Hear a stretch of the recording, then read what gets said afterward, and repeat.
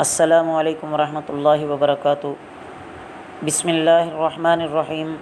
عزیز طلبہ، سیرت کے سبق میں ہم سن 2 ہجری کے سرائے اور غزوات کے بارے میں پڑھ رہے تھے، تو آج ہم اسلامی سیاست اور ترقی تعلیم کے بارے میں پڑھیں گے۔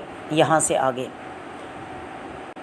جنگ بدر کے جو لوگ فدیہ ادا نہیں کر سکتے تھے اور وہ قیدی ہو کر آئے تھے، تو ان لوگوں سے یہ فرمایا گیا کہ تم لوگ 10 بچوں کو پڑھنا لکھنا سکھا دو، تم پڑھنا لکھنا جانتے ہو تو یہی تمہاری طرف سے فدیہ ہو جائے گا۔ اس سال کے متفرق واقعات کہ جب آپ صلی اللہ علیہ وسلم غزوہ بدر سے واپس تشریف لائے تو لوگ حضرت رقیہ رضی اللہ تعالیٰ عنہ جو آپ صلی اللہ علیہ وسلم کی بیٹی ہیں ان کو دفن کر کے ہاتھ جھاڑ رہے تھے۔ اسی غزوے سے واپسی پر اسی سال عید الفطر پڑھی گئی پہلی مرتبہ۔ رمضان کے روزے اور صدقۃ الفطر بھی اسی سال واجب ہوئے۔ عید الاضحیٰ کی نماز اور قربانی بھی اسی سال واجب ہوئیں، اور اسی سال حضرت فاطمہ رضی اللہ تعالیٰ عنہ کی شادی ہوئی۔ غزوہ احد و غطفان وغیرہ۔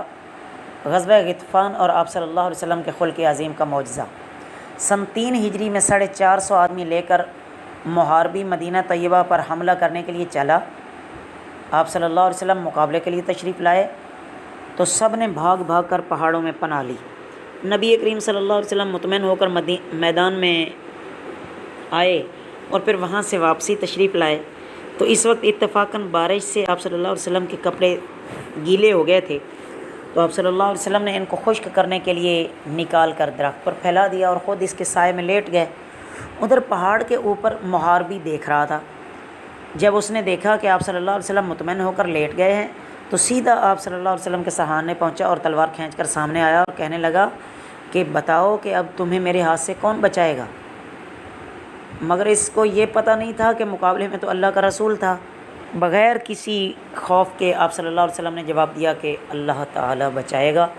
اس کلمہ کا سننا تھا کہ محاربی کے بدن میں تو کپ کپی طاری ہو گئی اور اس کے ہاتھ سے تلوار گر گئی۔ نبی کریم صلی اللہ علیہ وسلم نے تلوار اٹھا کر فرمایا کہ اب تم بتاؤ کہ تمہیں کون بچائے گا؟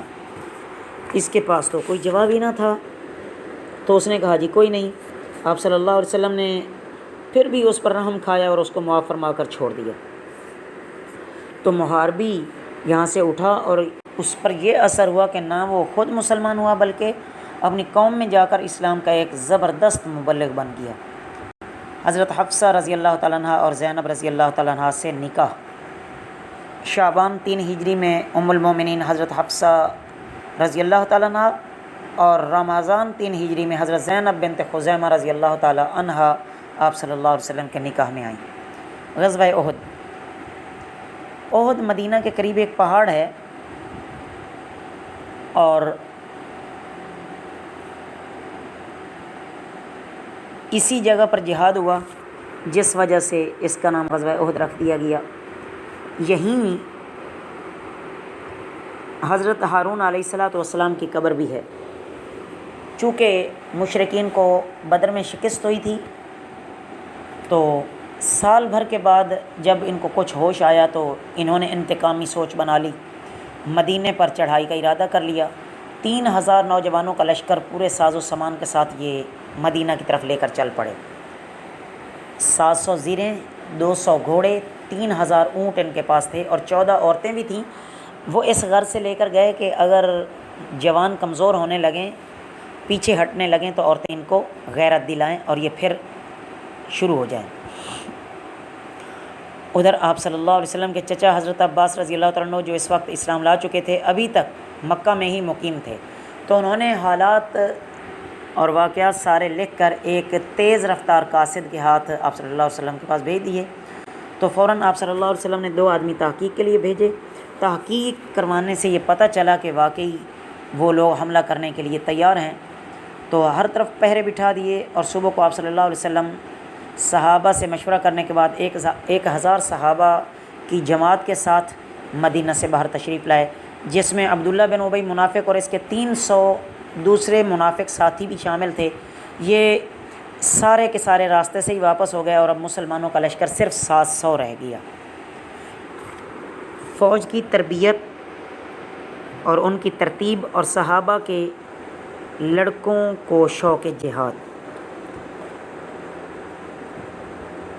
مدینہ سے نکل کر جب فوج کا جائزہ لیا گیا تو کم سن بچے واپس کر دیے گئے جو چھوٹی عمر کے تھے، مگر ان میں جہاد کا شوق ایسا تھا کہ جب رافع بن خدیج رضی اللہ تعالیٰ عنہ سے کہا گیا کہ تمہاری عمر کم ہے تو وہ پنجوں کے بل اوپر کھڑے ہو گئے کہ اونچے معلوم ہونے لگے، چنانچہ وہ بھی جہاد میں لے لیے گئے۔ ادھر سے حضرت سمرہ بن جندب رضی اللہ تعالیٰ عنہ جو ان کے ہم عمر تھے، انہوں نے دیکھا کہ رافع کو اجازت مل گئی ہے تو اس نے کہا کہ میں تو رافع کو لڑائی میں پچھاڑ سکتا ہوں، اگر وہ جہاد میں جا سکتے ہیں تو مجھے بدرجہ اولیٰ جانا چاہیے، مجھے بھی لے لو۔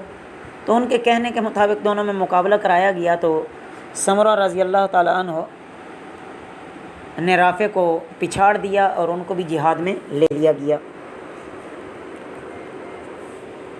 الغرض مقابلے پر پہنچ کر نبی کریم صلی اللہ علیہ وسلم نے صفیں سیدھی فرمائیں اور احد پہاڑ یہ پیٹھ کی طرف تھا، اس کی طرف سے غنیم کے آنے کا احتمال تھا، تو آپ صلی اللہ علیہ وسلم نے 50 آدمی پہاڑ پر پہرے کے لیے کھڑے کر دیے اور ارشاد فرمایا کہ مسلمانوں کو فتح ہو یا شکست مگر تم اپنی جگہ سے نہ ہلنا۔ لڑائی شروع ہوئی اور دیر تک گھمسان کی لڑائی ہوئی۔ جب فوجیں ہٹیں تو مسلمانوں کا پلہ بھاری تھا، قریش بدحواس ہو کر منتشر ہوئے اور جن کو ادھر عقب کی جانب پہاڑ کی نگرانی کے لیے مقرر کیا تھا ان کے امیر عبداللہ بن جبیر رضی اللہ تعالیٰ عنہ نے بہت منع کیا، مگر وہ سمجھے کہ اب یہاں ٹھہرنے کی ضرورت نہیں ہے اور چل کے مال غنیمت اکٹھا کرنا چاہیے۔ بقیہ انشاءاللہ کل کے سبق میں۔ وما علینا الا البلاغ المبین۔